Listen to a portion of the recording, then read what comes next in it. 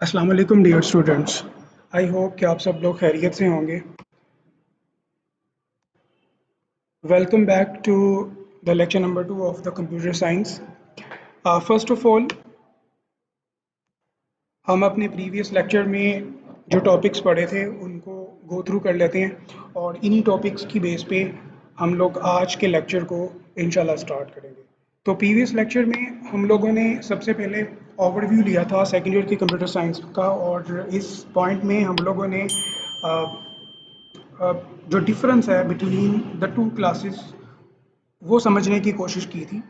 First year में हम लोगों ने एक ब्रॉड लेवल के ऊपर कंप्यूटर साइंसेस के टॉपिक्स को पढ़ा था, जिसमें computer architecture, hardware, software, network architecture, internet uses and application of the computers and security से रिलेटेड कुछ टॉपिक्स को पढ़ा था।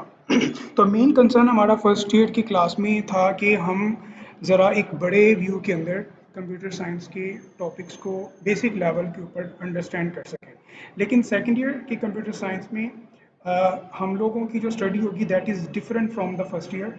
अब जो थ्रू आउट द सेशन हम लोग जो टॉपिक्स पढ़ेंगे वो उन टॉपिक्स में हम कंप्यूटर सॉफ्टवेयर सिस्टम को डेवलप करने की कोशिश करेंगे, और इसी के कॉन्टेक्स्ट में डिफरेंट तरह के सिस्टम को, केस स्टडीज़ को डिस्कस करेंगे, डिफरेंट तरह के मॉडल्स को, प्रॉब्लम्स को जो कि एक सिस्टम को डेवलप करने के लिए होते हैं उनको हम लोग पढ़ेंगे। और यहाँ पर मैंने एक बात आपको क्लियर की थी कि आप लोगों ने अब अपनी थिंकिंग एबिलिटी को थोड़ा सा मेच्योर करने की कोशिश करनी है और अपनी इर्द गिर्द कम्युनिटी के अंदर ऑब्जर्वेशन ज़्यादा स्ट्रॉन्ग रखनी है कि आपके इर्द गिर्द जो डिफरेंट तरह के सिस्टम हैं, जो डिफरेंट तरह के जो निज़ाम हैं वो किस तरह से काम कर रहे हैं। क्योंकि जब तक आप अपनी कम्युनिटी के अंदर ऑब्जर्वेशन नहीं करेंगे तो आपके लिए नया सिस्टम क्रिएट करना वो बहुत ज़्यादा मुश्किल होगा। तो जितनी ज़्यादा आपकी ऑब्जर्वेशन होगी, जितनी ज़्यादा आपकी लर्निंग होगी आपकी कम्युनिटी के अंदर, उतना ज़्यादा सेकेंड ईयर के कंप्यूटर साइंस के टॉपिक्स आप लोगों के लिए समझने आसान होंगे। और जो हमारा मेन ऑब्जेक्टिव है सेकेंड ईयर में वो यही है कि हम लोगों ने कंप्यूटर सॉफ्टवेयर सिस्टम को डेवलप करना है। तो सिस्टम डेवलप करने के लिए सिस्टम, डिफरेंट तरह के सिस्टम के बारे में जो अंडरस्टैंडिंग है दैट इज़ वेरी इंपॉर्टेंट। उसके बाद हम लोगों ने सेकेंड ईयर का कंप्यूटर साइंस का जो कोर्स था उसकी आउटलाइन को गो थ्रू किया था, और हम लोगों ने फाइनलाइज किया था कि एक हमारी जो बुक है डेटाबेस मैनेजमेंट सिस्टम जो कि कंपलसरी बुक है, और इस बुक के साथ हम प्रोग्रामिंग की बुक को पढ़ेंगे और वो प्रोग्रामिंग विद सी पढ़ेंगे। ये दो बुक्स हमारे कोर्स आउटलाइन के अंदर होंगी, और सबसे पहले हम डेटाबेस मैनेजमेंट सिस्टम से अपनी बात को स्टार्ट करेंगे और इसको क्लोज करने के बाद 3 माह के टाइम पीरियड में इसको क्लोज करने के बाद हम प्रोग्रामिंग विद सी की बुक पे ट्रांसफ़र होंगे। थर्ड पॉइंट जो प्रीवियस लेक्चर से रिलेट है वो पेपर पैटर्न था सेकेंड ईयर की कंप्यूटर साइंस का, और इस पेपर पैटर्न में हम लोगों ने इस बात को अंडरस्टैंड किया कि डेटाबेस मैनेजमेंट सिस्टम की बुक का क्या वेटेजेस है और प्रोग्रामिंग विद सी जो बुक है उसका पेपर में क्या वेटेजेस है। तो दोनों बुक्स की वेटेजेस को हम लोगों ने देखा ताकि हम लोगों को अंदाज़ा हो सके कि दोनों बुक्स के क्या वेटेजेस हैं फाइनल एग्ज़ाम में। एंड आफ्टर दैट हम लोगों ने अपना एक रोड मैप डिस्कस किया था जिसमें हमें अंदाज़ा हुआ कि हम कितनी ड्यूरेशन में अपने किस फेज़ को कंप्लीट करेंगे और किस ड्यूरेशन में हम अपने किस फेज़ को कंप्लीट करेंगे। तो एक रफली एक स्टडी प्लान जो था उसको शेयर करने का मकसद था कि आपको एक डायरेक्शन मिल जाए। बाकी टाइम टू टाइम हम ज़्यादा जो डिटेल है इन स्टडी प्लान के अंदर वो शेयर करते रहेंगे। So these are the 4 main topics जो कि हम लोगों ने प्रीवियस लेक्चर में डिस्कस किए थे। आज के लेक्चर में हमारा जो मेन कंसर्न रहेगा वो हम जो बुक स्टार्ट करने जा रहे हैं डेटाबेस मैनेजमेंट सिस्टम की, इस बुक के अंदर हम किस टाइप की स्टडी करेंगे, किस तरह के टॉपिक्स हम पढ़ेंगे, उसके हवाले से मैं कोशिश करूंगा कि आपकी एक बेस बना सकूं। तो क्योंकि जब तक आप लोगों की एक बेस क्रिएट नहीं होगी इस टॉपिक से रिलेटेड, इस बुक से रिलेटेड, जो कि आप लोगों के लिए एक नई है, तो आपके लिए इन फ्यूचर इस बुक्स के टॉपिक्स को अंडरस्टैंड करना पढ़ना वो बहुत ज़्यादा मुश्किल होगा। सो मैं कोशिश करूँगा कि ज़्यादा बेहतर तरीके से आपके सामने एक स्केच खींच सकूँ कि हमारा फ्यूचर डायरेक्शन, जो हमारे टॉपिक्स होंगे आने वाले दिनों में जो हम लोग पढ़ेंगे, वो टॉपिक्स किन चीज़ों से रिलेट करेंगे। सो हम स्टार्ट करते हैं आज के अपने इस लेक्चर को। Topic overview to the book that is the database management system.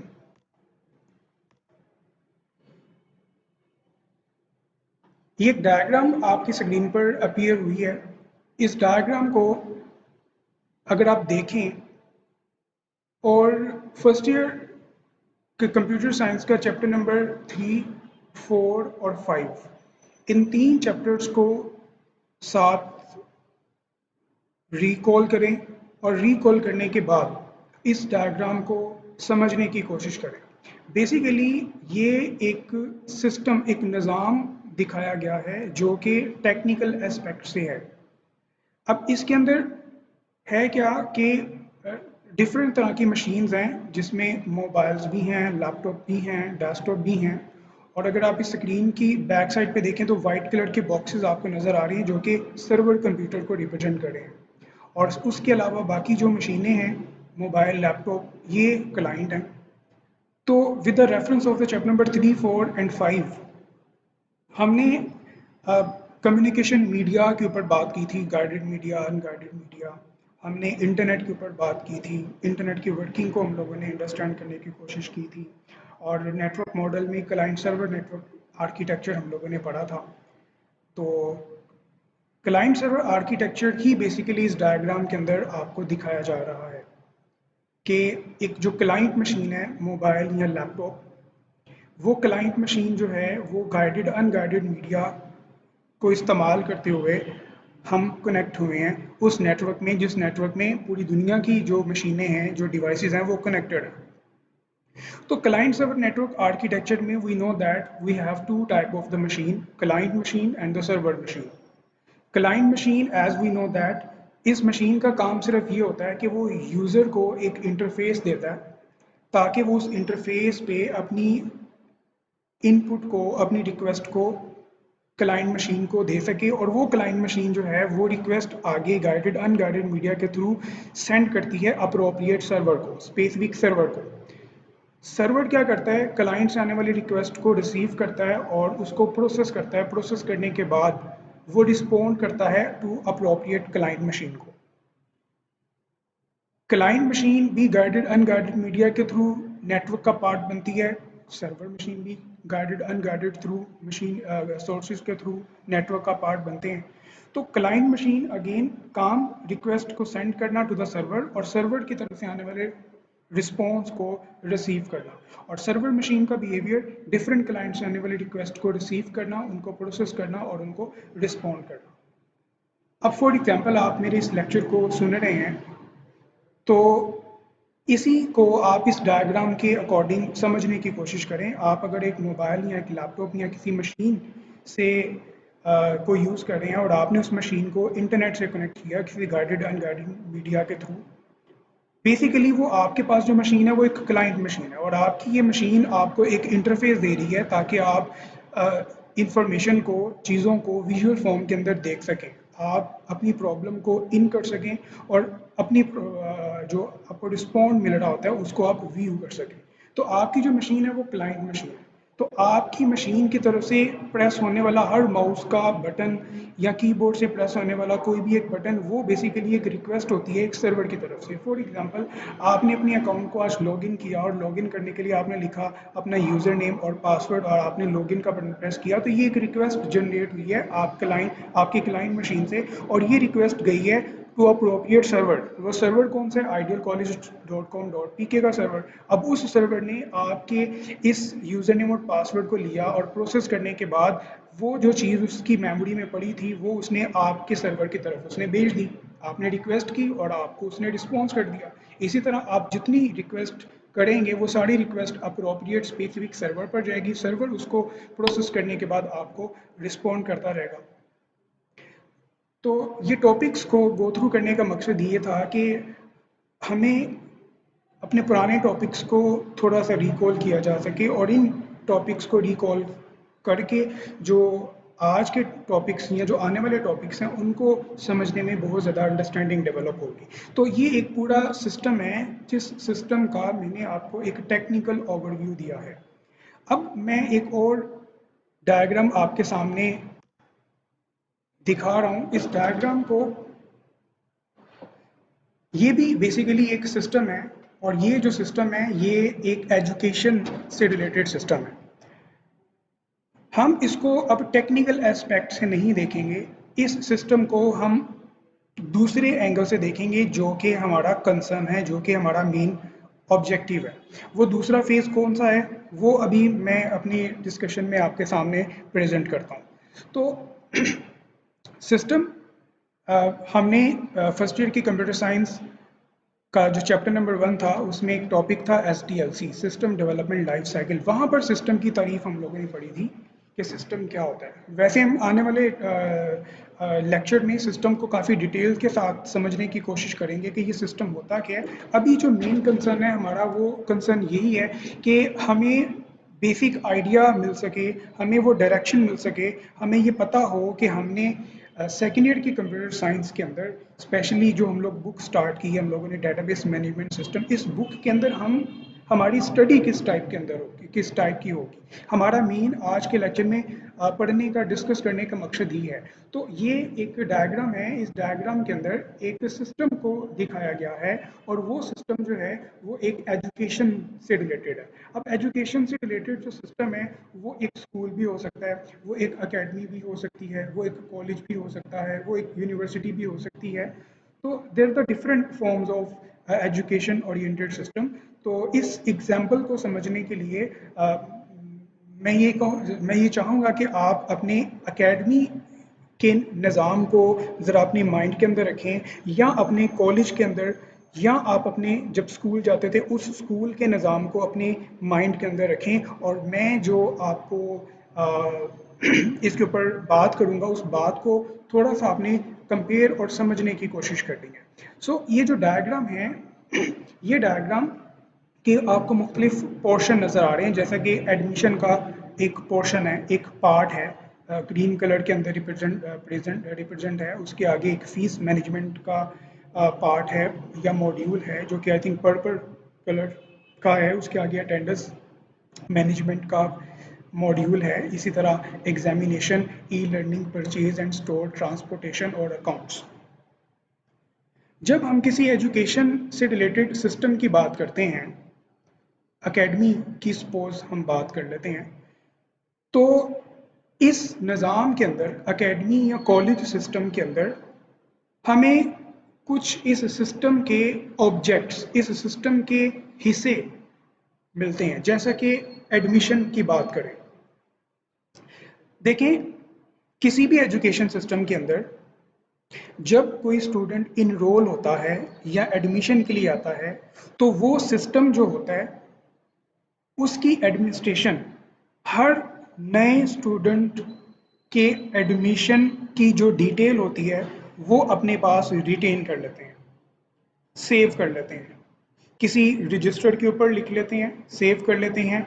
अगर रजिस्टर नहीं तो वो किसी ना किसी कंप्यूटर सिस्टम के अंदर उसकी जो डिटेल है वो स्टोर कर लेते हैं। फॉर एग्जांपल, आपने जब इस एकेडमी में एडमिशन लिया या किसी कॉलेज में एडमिशन लिया तो आपने एक फॉर्म के ऊपर, एक पेज के ऊपर अपनी जो डिटेल है, फॉर एग्जांपल आपका नाम, आपका फादर नेम, आपका एड्रेस, आपका फ़ोन नंबर, आपने किस क्लास में एडमिशन लेना है, इस तरह की जो डिटेल है, ये डिटेल आपने एकेडमी सिस्टम को प्रोवाइड की और एकेडमी की एडमिनिस्ट्रेशन ने वो इंफॉर्मेशन आपकी एज ए स्टूडेंट अपने पास रिटेन कर ली। इसी तरह दूसरा स्टूडेंट जब एडमिशन के लिए आता है किसी भी एजुकेशन सिस्टम में, एकेडमी में या कॉलेज में, तो वो अपनी एडमिशन से रिलेटेड जो डिटेल है वो उस सिस्टम को प्रोवाइड करता है और उस सिस्टम की जो एडमिनिस्ट्रेशन होती है उसको, उस डिटेल को अपने पास रिटेन कर लेती है। सपोज अगर एक स्टूडेंट की एडमिशन से रिलेटेड डिटेल एक पेज के ऊपर आती है तो दो स्टूडेंट की जो एडमिशन की डिटेल होगी वो 2 पेजेस के ऊपर होगी, उसके लिए 2 पेजेस रिक्वायर्ड है।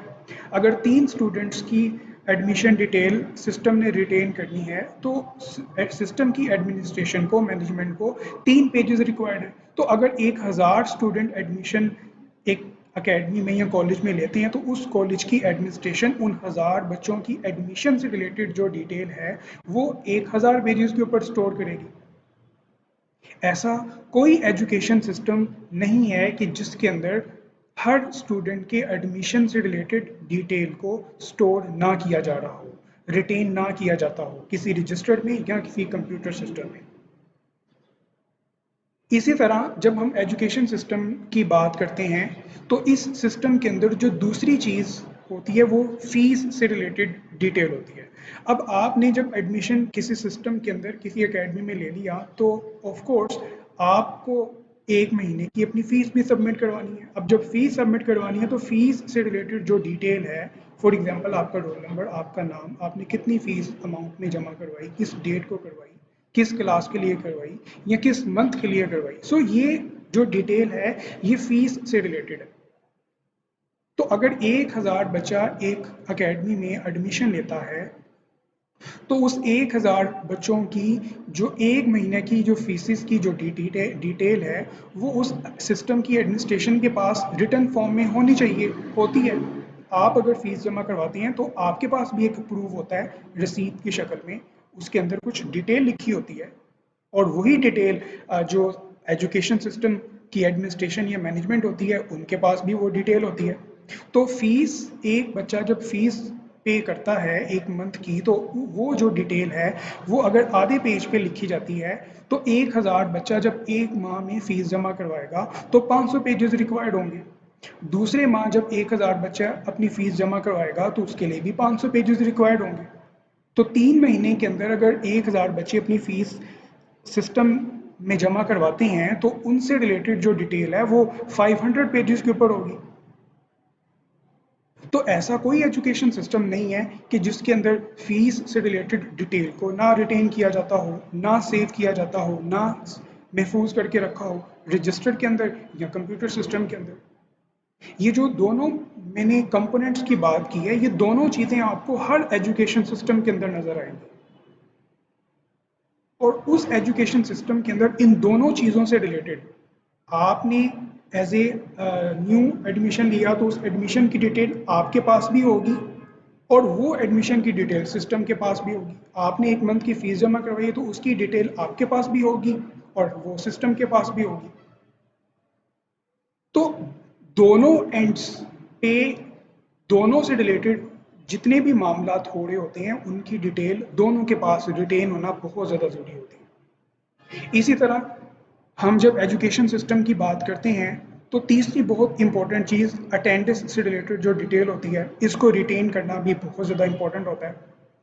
अब जब आप एकेडमी में आती हैं तो आपका टाइम, आपकी वो डेट जिस दिन आप एकेडमी या कॉलेज के अंदर इन हुए हैं, एंटर हुए हैं, उसको रिटेन कर लिया जाता है।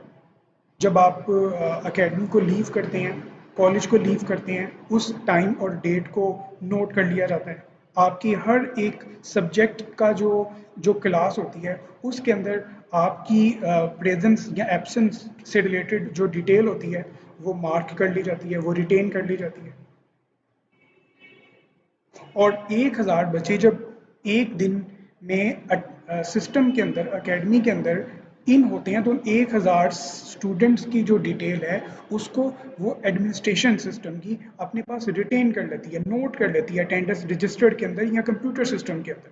अगले दिन वो जब 1000 बच्चे आएंगे तो उनसे रिलेटेड जो प्रेजेंट या एब्सेंट की जो डिटेल है उसको रिटेन कर लिया जाता है। एंड टाइम टू टाइम अगर आप देखें तो एक स्टूडेंट था तो उस स्टूडेंट की एडमिशन की डिटेल एक पेज पे रिक्वायर्ड थी। जैसे जैसे नंबर ऑफ स्टूडेंट की एडमिशन ज़्यादा होते गए तो एडमिशन से रिलेटेड जो डिटेल है वो ज़्यादा होती गई। पहले दिन एक स्टूडेंट की एडमिशन की डिटेल थी, उसके बाद दूसरे दिन दूसरे की, with the passage of time 1000 student ने एडमिशन लिया तो 1000 स्टूडेंट की डिटेल। फीस की बात करें तो 1 महीने में 500 बच्चों ने अपनी फ़ीस जमा करवाई तो उन 500 से रिलेटेड जो फ़ीस की डिटेल है उसको रिटेन करेंगे, अगले महीने के अंदर जो डिटेल है वो ज़्यादा हो जाएगी, डबल हो जाएगी, तीसरे मंथ के अंदर ज़्यादा होती जाएगी। तो यहाँ पर भी देखें डिटेल टाइम टू टाइम ज़्यादा होती जा रही है। जैसे एडमिशन की तादाद बढ़ती जाएगी तो जो डिटेल है वो ज़्यादा से ज़्यादा होती जाएगी। अटेंडेंस देखें, आज एक दिन की अटेंडेंस की डिटेल अगर 5 पेजेस पे नोट होती है तो दूसरे दिन की अटेंडेंस की डिटेल भी 5 पेजेस के ऊपर होगी, तीसरे दिन की भी डिटेल जो है वो 5 दिन में होगी। तो 3 दिनों के अंदर जो है वो देखें जो अटेंडेंस से रिलेटेड डिटेल है वो भी बढ़ती जा रही है, इंक्रीज होती जा रही है। इसी तरह एग्जामिनेशन की बात करें तो जब हम किसी एजुकेशन ओरिएंटेड सिस्टम की बात करते हैं तो वहाँ पर चौथी चीज़ जो होती है वो एजुकेशन से रिलेटेड मामला होते हैं, एजुकेशन सॉरी एग्जामिनेशन से रिलेटेड मामला होते हैं। देखें, आप एकेडमी में आती हैं या कॉलेज में जाती हैं तो जब आपका एक टेस्ट होता है या एक एग्ज़ाम होता है उसकी डिटेल आपके पास भी होती है और एडमिनिस्ट्रेशन के पास भी होती है। वो डिटेल कौन सी, एग्जामिनेशन से रिलेटेड सब्जेक्ट जिसका टेस्ट था या एग्ज़ाम था किस डेट को था, उसके टोटल मार्क्स, उसके ऑब्टेन मार्क्स, उसकी परसेंटेज। तो अगर आप 6 सब्जेक्ट पढ़ते हैं तो उसके 6 टेस्ट या 6 पेपर होंगे उसके। उन 6 टेस्ट की जो ये डिटेल है ये आपके पास भी रिटेन होगी और एडमिनिस्ट्रेशन के पास भी रिटेन होगी। ऐसा कोई एजुकेशन सिस्टम नहीं है कि जिसमें एग्ज़ाम ही ना हो। अगर एग्ज़ाम होंगे तो एग्ज़ाम से रिलेटेड जो डिटेल है वो रिटेन की जाएगी रजिस्टर के ऊपर या कंप्यूटर सिस्टम के ऊपर। इन शॉर्ट मैंने 4 ऑब्जेक्ट्स पे बात की है, मैंने उन 4 हिस्सों की बात की है जो कि एजुकेशन सिस्टम के होते हैं। ऐसा कोई एजुकेशन सिस्टम नहीं है जिसके अंदर एडमिशन ना हो, फीस ना हो, अटेंडेंस ना हो, एग्जामिनेशन ना हो। अगर ये चारों चीज़ें हर एजुकेशन सिस्टम का पार्ट हैं तो फिर इन चारों हिस्सों से रिलेटेड जो मामलात हैं, जो डिटेल हैं, जो मैंने अभी बताई हैं कि एडमिशन से रिलेटेड कौन सी डिटेल हैं, फीस से रिलेटेड कौन सी हैं, अटेंडेंस से रिलेटेड कौन सी हैं, एग्जामिनेशन से रिलेटेड कौन सी हैं, इनसे रिलेटेड जो डिटेल है वो इट्स अ प्राइमरी रिस्पॉन्सिबिलिटी कि वो सिस्टम अपने पास रिटेन करे। रिटेन रजिस्टर्स के ऊपर कर लिया जाए या कंप्यूटर सिस्टम के ऊपर कर लिया जाए। अगर ये इंफॉर्मेशन या डिटेल रिटेन ना की जाए, सेव ना की जाए तो आप ज़रा सोचें कि क्या होगा। इसी तरह कुछ एजुकेशन सिस्टम के अंदर ई लर्निंग के हवाले से भी मामला चल रहे हैं, जैसा कि आपका ये ऑनलाइन एजुकेशन का निज़ाम है। परचेज एंड स्टोर, इसके ऊपर अभी बात करने की ज़रूरत नहीं है। ट्रांसपोर्टेशन और अकाउंट्स, इसके अलावा और भी बहुत ज़्यादा ऐसी चीज़ें होती हैं जो इस डायग्राम में मेंशन नहीं है, वो एजुकेशन से रिलेटेड होते हैं। बात करने का मकसद ये था कि वी हैव टू नो, और ये एग्जांपल मैंने इसलिए आपके सामने डिस्कस कर रहा हूँ क्योंकि आप इस निज़ाम को, इस सिस्टम को ज़्यादा अच्छे तरीके से समझते हैं, आपका एक्सपीरियंस भी है, आप खुद इस सिस्टम के अंदर इन्वॉल्व हैं, आपकी ऑब्जर्वेशन है, और उस ऑब्जर्वेशन की बेस पे आप आई होप कि अंडरस्टैंड कर रहे होंगे कि हाँ वाकई आप किसी भी एकेडमी, कॉलेज, यूनिवर्सिटी, स्कूल चले जाएं, वहाँ पर एडमिशन के मामला भी होते हैं, फीसिस के भी, अटेंडेंस के भी, एग्जामिनेशन के भी, इसके अलावा और भी होते हैं, लेकिन वो अभी मैं डिस्कस नहीं कर रहा। जो मैं आपको बात समझाने की कोशिश कर रहा हूँ, आई होप कि आप उस बात को अंडरस्टैंड करें। सो हम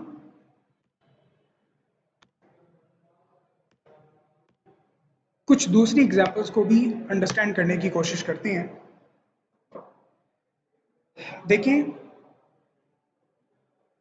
एक जनरल आइटम्स शॉप है हमारे एरिया में, एक शॉप है जो कि डिफरेंट तरह की जनरल आइटम्स जो हैं, जो जनरल स्टोर होते हैं, उसकी एग्जांपल मैं पुट करने लगा हूँ। इस सिस्टम का भी आपको एक्सपीरियंस होगा। देखिए, वो भी एक अपनी जगह पर एक निज़ाम है, एक सिस्टम है। मैं पॉइंट नंबर 1 की बात कर रहा हूँ, general item store, general store की। अब वो जो एक निज़ाम है, वो जो एक सिस्टम है, उस सिस्टम के अंदर कुछ लोग प्रोडक्ट्स को बाय करने आते हैं। जैसा कि हम किसी जनरल स्टोर में जाते हैं तो हम एज ए कस्टमर होते हैं। उस शॉप का जो ओनर है, उस शॉप का जो ओनर है, उस शॉप में ओनर के अलावा उस शॉप में कुछ लोग काम कर रहे होते हैं जिन्हें एम्प्लॉयज़ कहते हैं। हम जाके प्रोडक्ट की रिक्वेस्ट करते हैं उनसे और वो हमें अपने उस शॉप में से उस स्पेसिफिक प्रोडक्ट को निकाल के हमें जो है वो दे देते हैं, हमें सर्विसेज देते हैं। अब उस शॉप जो कि एक सिस्टम है, उसके लिए हर उस एक्टिविटी, हर उस डिटेल को रिटेन करना बहुत ज़्यादा ज़रूरी होता है जो कि उस सिस्टम के अंदर ट्रांजैक्शन हो रही होती है। फॉर एग्जांपल, उस शॉप से अगर कोई प्रोडक्ट सेल होती है, आप एक प्रोडक्ट जो है वो आप उस शॉप से बाय करते हैं, तो उस सिस्टम की एडमिनिस्ट्रेशन या मैनेजमेंट उसकी डिटेल को रिटेन कर लेगी कंप्यूटर सिस्टम में या किसी कॉपी के ऊपर उसको नोट कर लेगी। रोज़ाना कितनी प्रोडक्ट्स हम लोग सेल कर रहे हैं और वो प्रोडक्ट्स जो है वो किसी वेंडर से, वो किसी फैक्ट्री से वो बाय भी करते हैं। वेंडर से वो फैक्ट्री से प्रोडक्ट्स बाय करके अपनी शॉप में रख लेते हैं, उनका उनसे रिलेटेड डिटेल भी अपने पास रिटेन कर लेते हैं कि इस वेंडर से हम लोगों ने इतनी क्वांटिटी में ये प्रोडक्ट ली और इतनी अमाउंट में ली, इस डेट को ली, उसको कितने पैसे हमने दे दिए, कोई उसकी तरफ ड्यू तो नहीं है। और हमारी शॉप के अंदर वो जो प्रोडक्ट्स आ गई हैं, हमसे वो प्रोडक्ट आगे जो डिफरेंट कस्टमर ले रहे हैं, कुछ कैश पे ले रहे होते हैं, कुछ जो है वो लोन पे ले रहे होते हैं। तो उस शॉप या उस सिस्टम का जो ओनर होता है या जो एडमिनिस्ट्रेशन होती है, वो इस तरह की एक्टिविटीज़ को, डिटेल को कॉपी के ऊपर रिटेन कर रहे होते हैं या वो अपनी मेमोरी के अंदर रिटेन कर रहे होते हैं, सेव कर रहे होते हैं, या वो कंप्यूटर सिस्टम के अंदर रिटेन कर रहे होते हैं। इसी तरह आप मेडिसिन शॉप पे जब जाते हैं तो आप ऑब्जर्व कीजिएगा कि उस जगह पर, उस सिस्टम में जितनी एक्टिविटीज़ परफॉर्म हो रही हैं, जितने प्रोसेसेस इन्वॉल्व हैं, उन प्रोसेसेस से रिलेटेड जो डिटेल होती है उनको रिटेन किया जा रहा होता है। गारमेंट्स शॉप के हवाले से आप किसी शॉप पे किसी ड्रेस की शॉपिंग के लिए जाते हैं तो आप ऑब्जर्व कीजिएगा, ये तीनों जो सिस्टम है वो बिजनेस से रिलेटेड ही हैं, जहाँ पर गुड्स को, प्रोडक्ट्स को सेल, बाय और एक्सचेंज किया जाता है। यहाँ पर एक मैं और एग्जांपल आपके सामने एक्सप्लेन करने की कोशिश करता हूँ। देखें, आप लोगों ने फर्स्ट ईयर में जब एडमिशन लिया तो बीइंग अ स्टूडेंट आपने 6 सब्जेक्ट पढ़ने थे। अब ये जो 6 सब्जेक्ट हैं, ये बीइंग अ स्टूडेंट ये आपके कंपोनेंट हैं, ये आपके ऑब्जेक्ट हैं। सेम ऐसा ही जैसा कि मैं एक एजुकेशन सिस्टम से रिलेटेड कंपोनेंट्स को डिस्कस कर रहा था।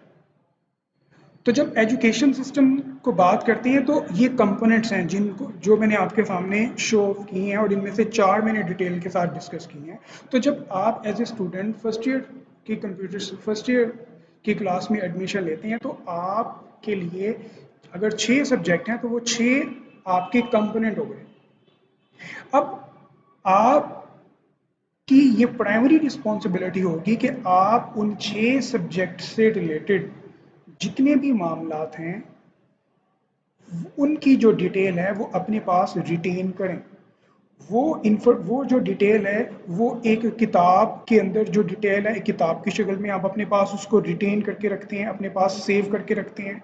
उन 6 सब्जेक्ट से रिलेटेड जो नोट्स होते हैं, जो आप डिफरेंट तरह के रजिस्टर्ड या पेपर के ऊपर नोट कर लेते हैं, रिटेन कर लेते हैं, ये भी आपकी रिस्पॉन्सिबिलिटी होती है। कुछ जो डिटेल होती है उन 6 सब्जेक्ट से रिलेटेड वो आप अपनी मेमोरी के अंदर रिटेन कर लेते हैं।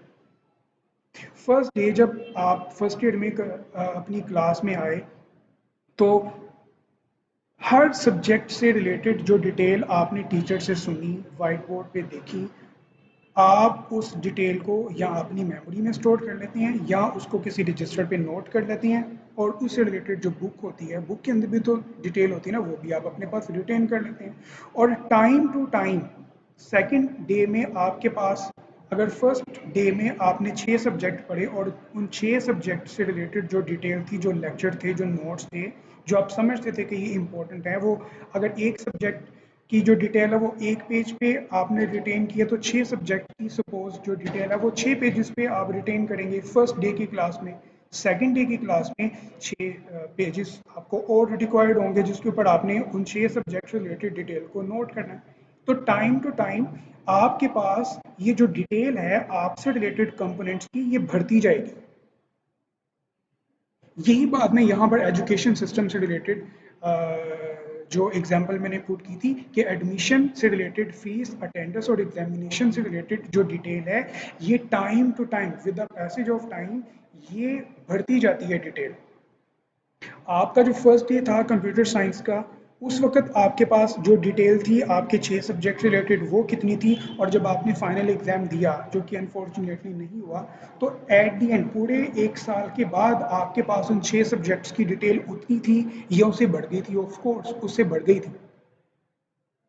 इसी तरह जब आप अब सेकेंड ईयर में एडमिशन आपने लिया है तो फर्स्ट डे में आपके पास जो डिटेल होगी वो कम होगी और वो आहिस्ता आहिस्ता आपसे रिलेटेड 6 सब्जेक्ट की जो डिटेल है वो बढ़ती जाएगी। वो डिटेल आप अपनी बीइंग अ ह्यूमन अपनी मेमोरी में सेव करते जाएं, आप डिफरेंट पेजेस के ऊपर लिखते जाएं, आप उनसे रिलेटेड नोट्स फोटोकॉपी करवा के रखते जाएं, बुक्स की फॉर्म में रखते जाएं, उनसे रिलेटेड जो टेस्ट होते हैं उनसे रिलेटेड वो आप अपने, तो वॉल्यूम ऑफ डिटेल जो है वो टाइम टू टाइम बढ़ती जाएगी। जैसा कि एक एजुकेशन सिस्टम में टाइम टू टाइम एडमिशन की डिटेल बढ़ती जाएगी, फीसिस की डिटेल बढ़ती जाएगी, अटेंडेंस की डिटेल बढ़ती जाएगी, एग्जामिनेशन एक मरतबा एग्जाम तो नहीं होगा। अगर आप अकेडमी की एग्जाम्पल बात करें तो एक वीक में अगर एक टेस्ट होता है तो एक वीक छोड़ के दूसरे वीक में आपके फिर 6 सब्जेक्ट के टेस्ट होंगे, अगले माह में फिर एक वीक में टेस्ट होंगे, फिर सेकेंड या थर्ड वीक में टेस्ट होंगे, तो वॉल्यूम तो बढ़ेगा।